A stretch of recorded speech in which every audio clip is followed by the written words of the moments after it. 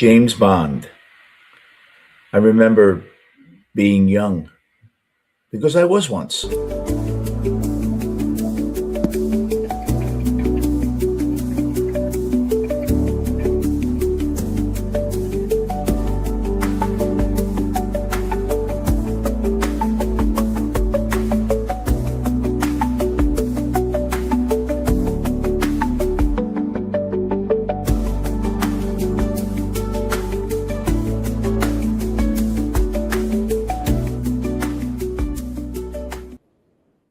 Hi, everyone. How are you? I first heard of James Bond through my dad. He took me to see Thunderball.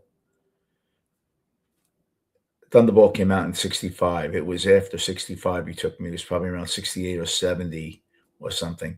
And it was a double feature, I remember. And I just loved it. I loved it. What's not to like? I remember it was probably around 67 or 68, though, now that I'm thinking about it, because I remember I had this spy gun and credentials. It was a toy, a cap gun or something.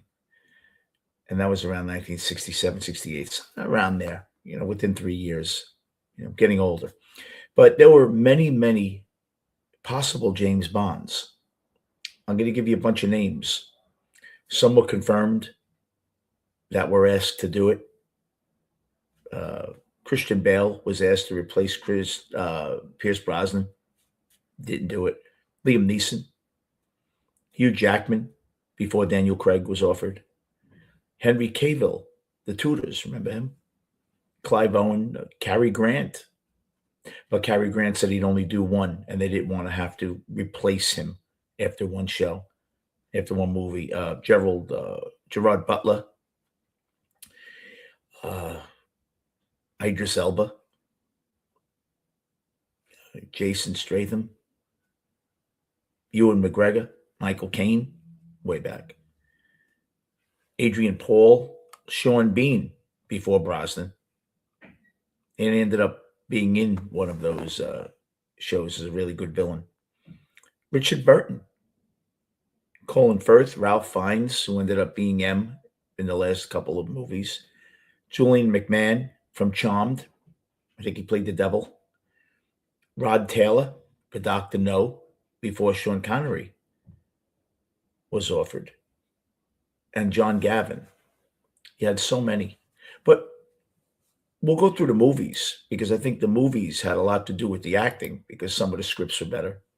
But who was the best Bond?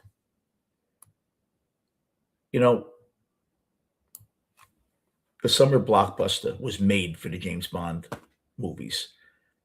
Um, multiplexes, people waiting online, couldn't wait to see the next of that storied franchise, the next movie. But they'll always be associated with Thanksgiving, at least the US population, because they'd be released in the summer and it would be something to look forward to during the middle of the summer. And it alternated Christmas releases, summer releases for 33 years back and forth. When he made his comeback in the 90s, it was Thanksgiving, Goldeneye with Pierce Brosnan in 95. And most of the movies at that point had gone from 95 to only a couple of years ago in November. They started, except for one in December, which was opposite Titanic. And I don't know if they were happy about that. But one in October, there was a 2-year delay because of COVID. But through the 90s and into the 2000s, many cable channels had a Thanksgiving season Bond marathon, and it was a holiday staple. Now, Bond, it's interesting, would never celebrate Thanksgiving unless he was here in America because it's British. But we're not going to argue with tradition here. So you look at these movies and you look at the actors that played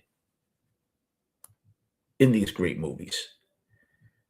Now, you had David Niven, believe it or not, and he was last on my list. He doesn't really belong on the list, but that's why he comes in last for me. But he was a pretty suave actor in his day, and he was Ian Fleming's first choice to play James Bond on screen before it went to Sean Connery. Barry Nelson as well. Um, Niven ended up playing Bond for one time in 1967's Casino Royale, which is a satire, basically loosely based on Ian Fleming's novels. And you don't think of a Bond movie as a fun movie. And that's probably why David Niven wouldn't go up higher. And the interesting thing was Casino Royale came out the same year as the fifth Sean Connery Bond film, You Only Live Twice. And I don't think that went over very well. So two different stars in one year played Bond. And then it gets more confusing because Casino Royale bears little resemblance to the 2006 Casino Royale that starred Daniel Craig, or the 54 version that had Barry Nelson before there was a Bond. So several stars have appeared as Bond. And you've had stars who appeared as Bond girls.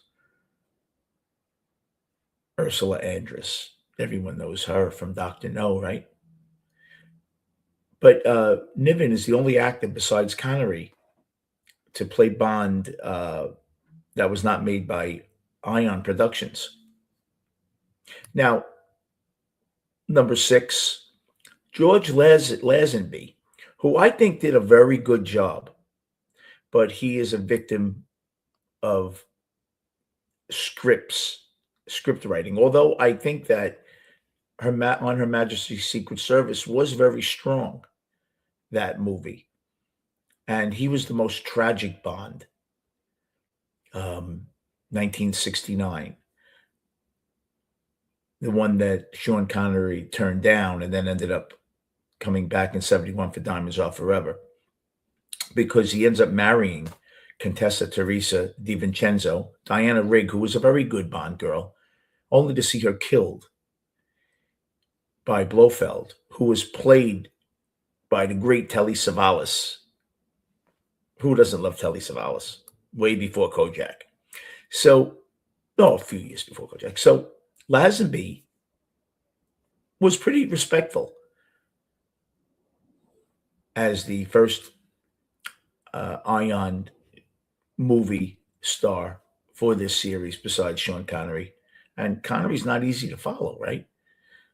But Niven probably helped him, because to see Niven as Bond, that was in your mind when you finally saw Lazenby. So it wasn't direct from Connery.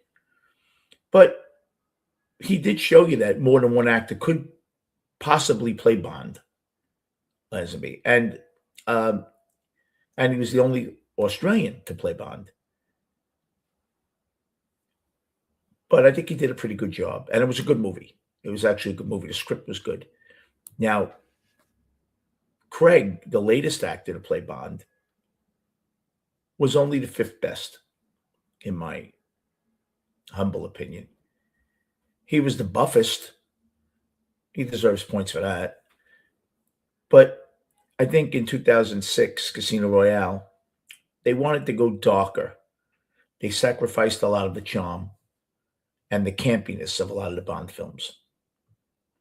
So I think he did an okay job. Now, Craig is a great actor, and he's great in the 2003 or 4 movie Layer Cake.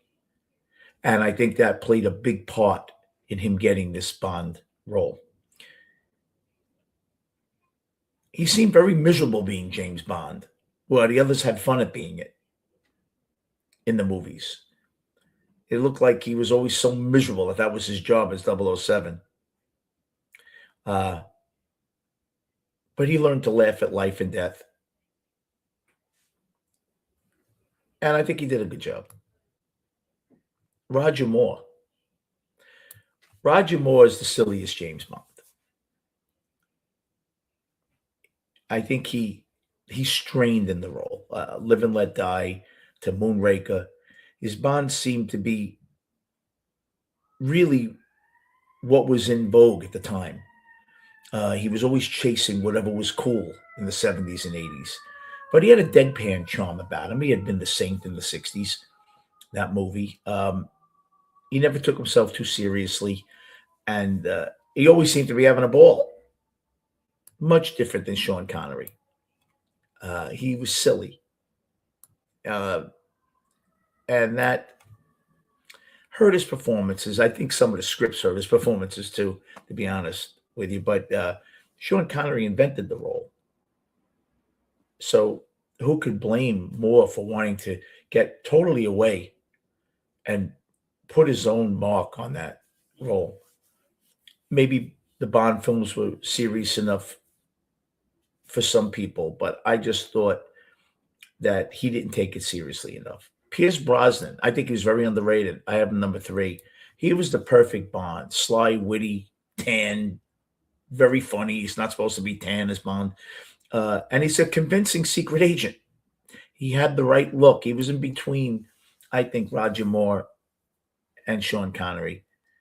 Now, his name started floating around as soon as he popped up in the 80s, Remington Steele. He almost got the role instead of the next Bond actor on our list. But the reason why he didn't is because I think everybody benefited from the casting. Uh, by becoming Bond in his early 40s, he arrived a little more gritty than he would have been in his 30s, a little more experienced. That might have helped him. Now, you're probably going to be surprised at number two, and you probably know it if you've been checking him off. Timothy Dalton. I thought Dalton was terrific. He was a lighter version of Daniel Craig. Um, he felt the most real. Like if James Bond lived next door and you found out and you said, that's him? Wow. Yeah. Uh, that a girlfriend would break up with him, where you know that would never happen with the other Bonds. Uh, also, in a concession of the safe sex morality of the AIDS era, he was more of a woman man than the Bonds of the past, or maybe two once in a while. But it seemed like he was very capable of human emotion, and Lansby to an extent. But he looked the part, tough, sensitive. He had a great smirk, wise ass. The Living Daylights and License to Kill may not have been the greatest Bond films, but I think he put them over the edge with his acting. I do, because I don't think those scripts are really very good. But it was a bridge behind the facade of Cold War relic James Bond and the more thoughtful Bonds of generations XYZ and whatever else comes past that. Um, Now, in spite of it all, Connery is the Cold War relic Bond, but he's still the best. He was tough. He was sadistic a bit. He was self-aware. He was very smart, and he got the role by swigging out his audition with confidence, and he kept them amused throughout the whole vetting process of trying to get the role. Modern audiences, it's been so long since he's been around, they would probably consider him a more problematic James Bond. But there was a shield around the Cold War time. No one was supposed to show anything, and he certainly didn't. And then he was a star of the non-Ion film Never Say Never Again that came out in 1983. It was a remake of the 1965 Thunderball. And he, in fact, looked better there at 53 years of age than he did at 41 or whatever he was when he did Diamonds Are Forever, his last one. Now, when you look at the movies, some of these guys had better scripts, I think. Now, in Casino Royale in 1967, okay, you look at David Niven, all right? It was such a lavish, over elaborate Bond spoof, way years before Austin Powers. Um, Peter Sellers, Woody Allen, all playing kind of Bond men, right? Uh, Columbia Pictures had gotten the rights to the novel of the same name in the 60s. And it makes the offshoot even more crazy. Now, for example, Ursula Andress, the iconic Dr. No Bond girl, Honey Rider, plays Vespa Lind. Uh, Eva Green's character in the 2006 version with Daniel Craig. Uh, Niven plays an older real Bond. Um, you know what they're going for, so you're not disappointed because you know it's a campy version. It's bloated, but if you like that stuff, it does the trick. Anything with the name Bond, it's like a Beatles song. You might not like it, but it's the Beatles. I got to get it. Uh, Roger Moore, looking at some of the movies that I personally liked until I took them apart, was View to a Kill, 1985, stuck in the 80s. So you know it's going to be over the top, campy. Great, great song, though, by Duran Duran, View to a Kill, um, because it has a bad reputation. The Duran Duran song is good. Christopher Walken is terrific as a bad guy because he's crazy enough. He looks that way. If he played Hamlet, he'd look that way.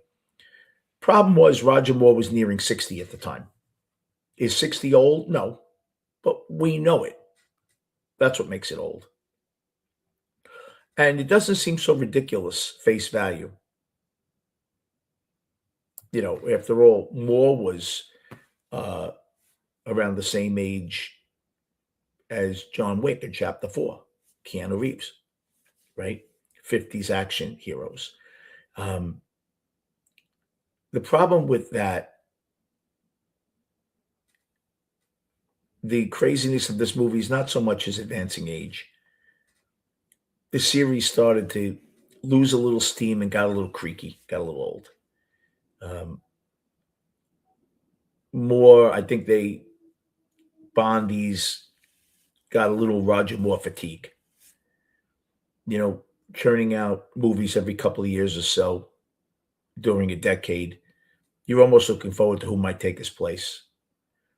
You got a Silicon Valley bad girl gone good, Grace Jones. I met Grace Jones. Grace Jones is as wacky as that character in real life. Um, a clueless Beach Boys needle drop gag, and he stumbles around, little tan, a little less interested, a little more gadgetry. He was also an Octopussy. I don't think that movie was very good. That was 1983. That was the one before, I believe. And it was released in thousands of theaters with the title Octopussy, and it gets crazier after that. Um, he's being chased through a forest carrying a Fabergé egg, dressed up as a clown. It's getting a little too crazy. Sean Connery could never pull that off. That would have to be Roger Moore because he's already set the tone over the last 10 years since Live and Let Die that he could be kind of campy, right? Uh, he dons the makeup. It's, a, he does a Tarzan yell. Now, it almost looks like you were trying to put Raiders of the Lost Ark and some of the elements into a Bond series. Um, some of the action stuff is good though, and the car train sequence is probably one of the best of all time in a Bond show. But it involves on the forgery of Fabergé eggs. it looks like the storyline is running on fumes by then. They don't know what to do. But because the 80s was so over the top, they figured, yeah, they'll buy it. And we did. Everyone went. License to Kill was Dalton. Now, I liked his performance. He gets a little more 80s, but it's time to close out the decade. It really is. He goes after a drug cartel for revenge. Out Felix Leiter, the CIA guy, is played by David Hedison. He reprised the role from Live and Let Die, and that's the first time that have ever been done. I always thought they should have one Felix Leiter. Jack Lord was great as Felix Leiter way back. Um, Jeffrey Wright played him in the David Daniel Craig ones, and he's a good actor. So he has a new wife, Leiter, and the movie goes back and forth. Now, it underperformed in the U.S. This movie, and I think people were getting a little tired in the 80s of Bond. They revisit some material 20 years later. Um, Craig kind of stole a lot of Dalton's shtick later on with Quantum of Solace. But look, you're at the end of the 80s. You got Batman doing the dark hero thing at that time, Indiana Jones and the Last Crusade. So Dalton is about 43 at the time. He was still the youngest Bond since Sean Connery. So he looked good. Um, License to Kill isn't quite Star Trek territory, 5 territory, but it's okay. Roger Moore had some good material in Live and Let Die, but that was his first foray into Bond, so he was going to get his feet wet. And it was a real good script, great song by Paul McCartney. But this one hasn't aged well. Goes to Harlem, the Caribbean. They put some different themes in here. You have the first black blonde Bond girl in Gloria Hendry, which is really good. A drug trafficking plot, which 16 years later, License to Kill carries. I just think the theme song, and even the theme song, the lyrics were not great, but it's a great chase musical, pretty much. The lyrics weren't good, but it was a good song for 4 or 5 minutes. Roger Moore starts the 80s with For Your Eyes Only. Pass. The Man with the Golden Gun. Kind of pass. You see where I'm going with Roger Moore. It didn't do anything for me. Diamonds Are Forever. Bond comes back. Sean Connery. After skipping on Her Majesty's Secret Service. It's the least popular of them all. He looked like he was in it for the paycheck. He was a little bloated. His bushy eyebrows, hairpiece wasn't great. I'm telling you, in 1983, when he came back for Never Say Never Again, he looked younger than he did in this one. He was here for the money. Blofeld appears again in Prominence of Las Vegas. Everything, Mr. Wint, and the Bruce Glover and Putter Smith, who's a great jazz musician, the heavyset guy, play gay-coded assassins. They're gay. They don't say it, but you can tell. They're very good. It's very interesting, very campy again. But you can see why Sean Connery took the money and ran away, for at least for 12 years. The theme song is good. Goldfinger is one of the greatest, and Shirley Bassey follows it up with another one. Spectre wasn't really a big fan. Now, again, I mentioned The Last Connery, which was a takeoff of Thunderball, the second of the two non-Ion movies. They coaxed him back for legal reasons. It was a remake of Thunderball. Now, he comes out of semi-retirement, and they hint around that he has been gone for a couple of years. And you can tell when the new M says, uh, "You were not held, and I don't hold you guys as high in esteem as your predecessor." Evidently, he's been teaching, comes out of the woodwork because the new guy, they needed them to come out. He had retired the double O's. Um, they're always, it's always a nuclear warhead the last 30 years, but this series was struggling by now.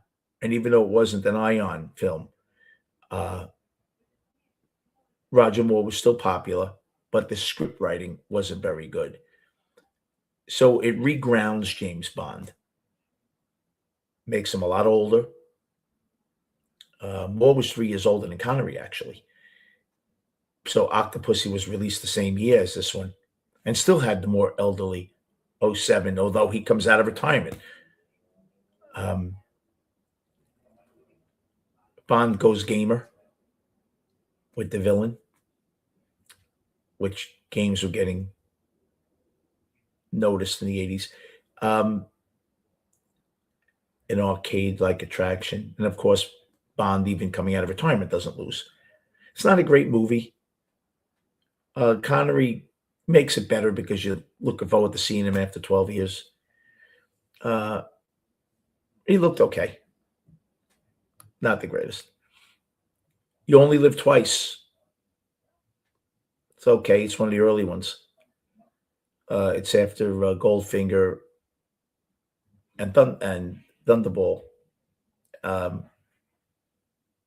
he was okay. Goldeneye was okay.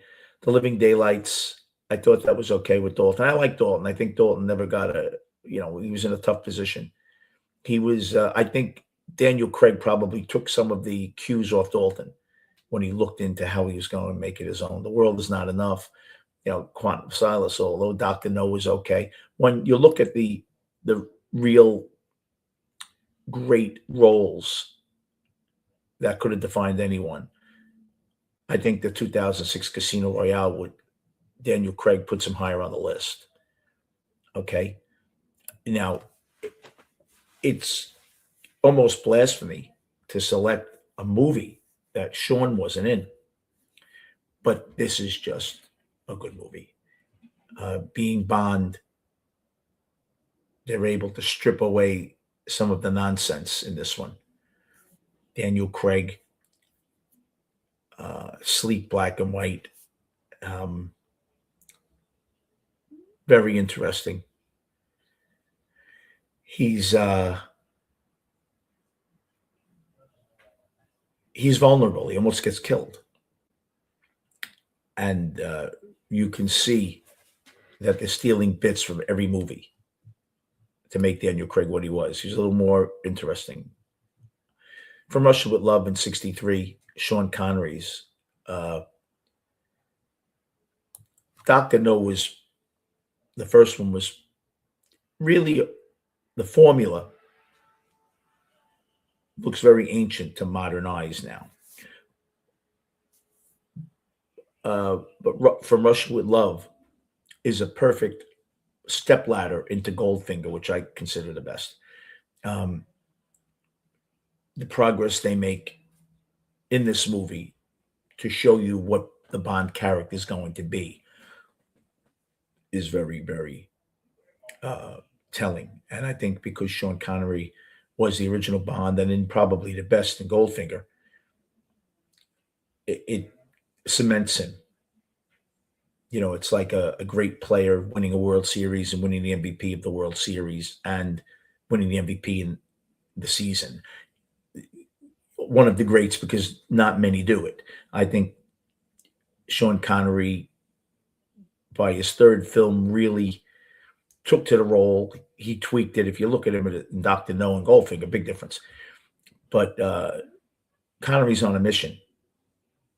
And it was always, you know, the Cold War involved or something like that. It's a great movie. It's a great movie.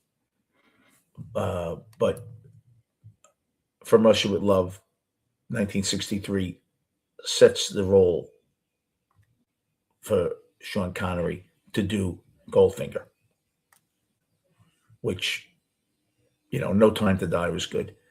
Perspire Love Me was okay. But I just, I love how they made it their own. Each of these uh, Bonds made it their own. Hey, Miss Can't Be Wrong.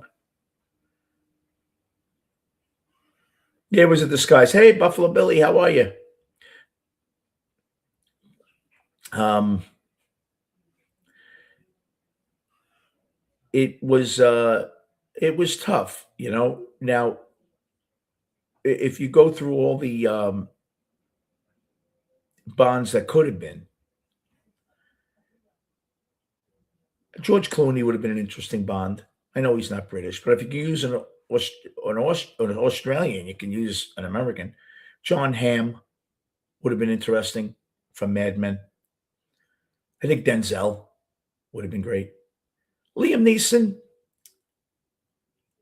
Liam Neeson probably would have been between Pierce Brosnan and Daniel Craig. A little too big, Liam Neeson. A little gawky, don't you think? Henry Cavill from the Tudors would have been good. And I think that Hugh Jackman probably would have been good. Hey, Danae, really? I wonder why. Hope you're doing well.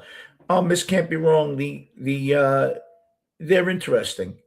A lot of them are very antiquated. You're dealing with Russia. The Cold War's been gone for 300 years, but it's interesting. The stories are interesting. I think what hurt Roger Moore was the gadgetry changed in the 70s. A lot of electronics, the electronic age. I remember Oliveri typewriters, electric typewriters were coming about, copy machines, all that stuff. And I think that they wanted to freshen it up for the 70s.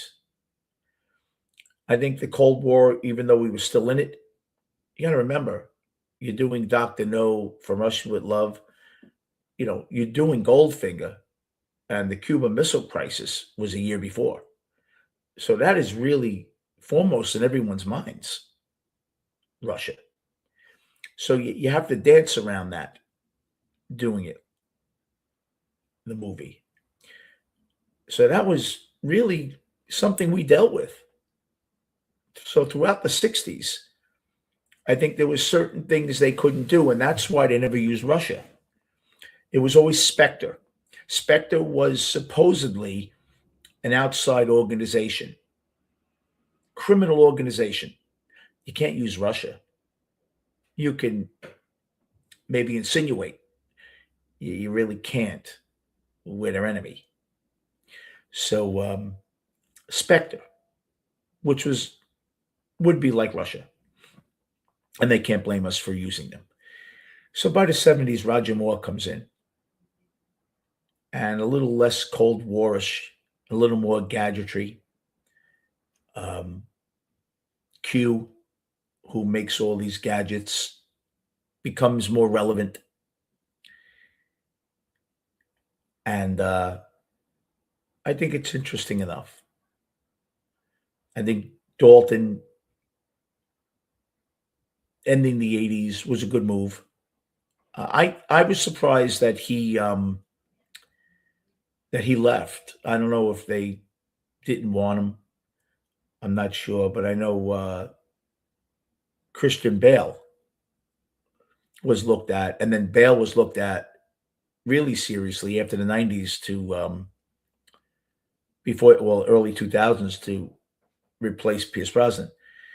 But I think Bond has to be anywhere from 35 to 45, because generally at 30 you're not going to be a high commander. I don't think you need a little more in terms of experience. If you're 30, what are you in the field? 5 years? That's not enough. Uh, in the early Bonds, Sean Connery was about 33. I could buy it.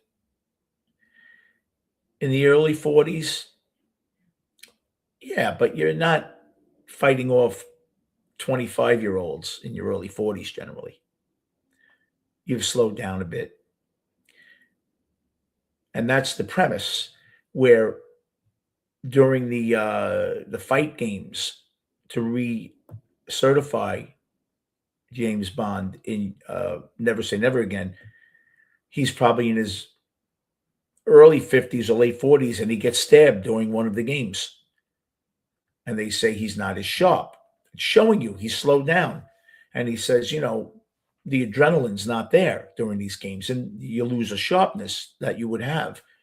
So they're showing you that he's vulnerable right off the bat in the war games before the movie even starts. When he's recertifying, you see him get stabbed because it's something that he would have never done 10 years ago. Trust a girl who could have been brainwashed. So you see right off the bat, the first 5 minutes, that yeah, he's older. He's lost his edge. When he's fighting, he's not winning as much. He's has to really rely on experience to win in a fight now. He's not going to pretty much outfight you. So you're seeing that. And they made sure they did that.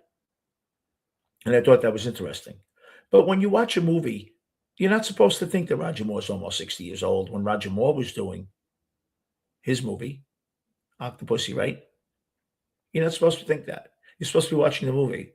It's like reading a novel, and then the novel's over, and then you're not supposed to sit around for days wondering, I wonder if they ever got married. Do they have more kids? The book's over. You're not supposed to. As soon as you close the book, it's done. Go to another book. Well, that's what they want with James Bond. You're not supposed to think, is he old? Could he have really done that stunt? Because it's a stunt, man. You're not supposed to think that. He's supposed to get away for 2 hours. It's the intelligent answer to Rocky. Do you know how many times in the 80s I went to see Rocky in Bensonhurst? Can you imagine going in Bensonhurst in Bad Beach? Everyone walked out like this. I'm going to be a boxer tomorrow. All the Guidos. This was a different. Every guy wanted to be a cool James Bond after a Bond movie. I guarantee you, coming out of a Bond movie, the guy on the date tried to act a little cooler with the girl leaving the theater. I'm telling you, because I was one of them. I nominate Sean Connery as well. History went to show he won an Oscar.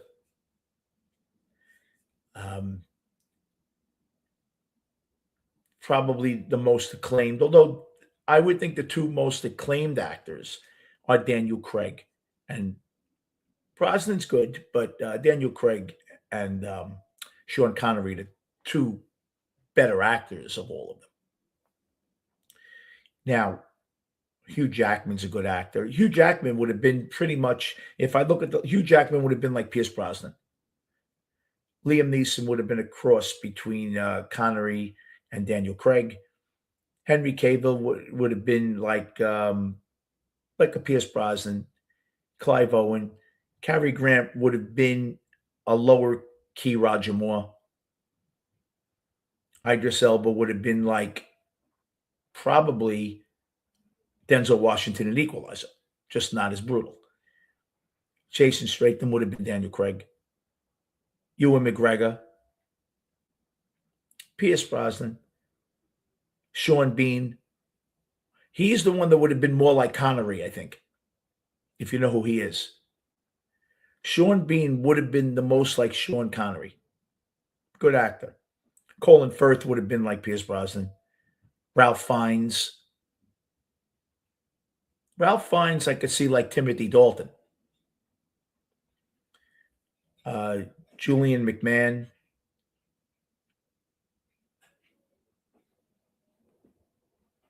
Between Roger Moore and Connery.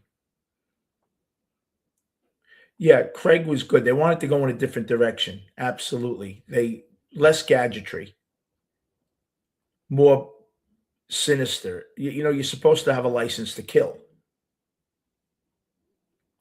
So you're not supposed to really be a feelings guy. You're supposed to be a machine. Daniel Craig acted like a machine. You did see the last couple of movies he had a heart, but you didn't see that out of Daniel Craig at the beginning. But Daniel Craig's an accomplished actor, and Daniel Craig did a lot of his own scenes. Um, good athlete.